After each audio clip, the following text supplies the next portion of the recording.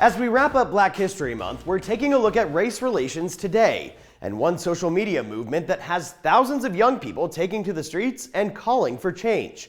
Ariel Hickson breaks down Black Lives Matter. Back up, we want our freedom! You've seen the protests, you know the hashtag, and you've heard from celebrities. But what is Black Lives Matter all about?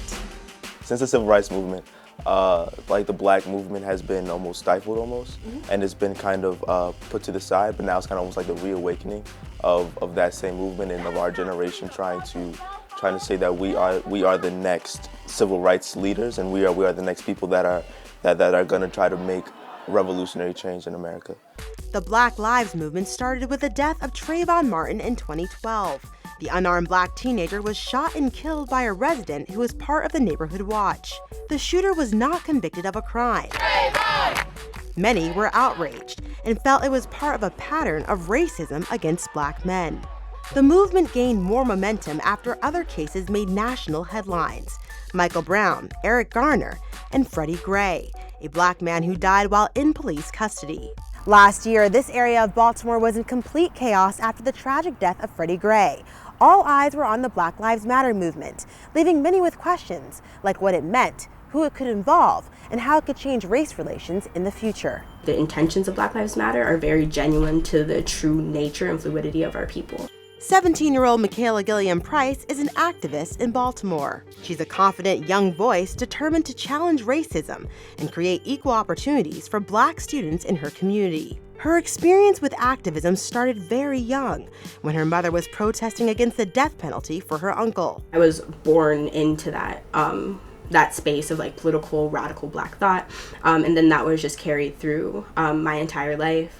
So she founded a grassroots organization to bring Black Lives Matter to a local scale for young students in her city. We get very caught up in the hashtag and just like how nice it feels to say that we're a part of these movements, but truly no change is derived until we get on the ground and do that ourselves. Although Michaela is an inspirational leader, her actions often have risks.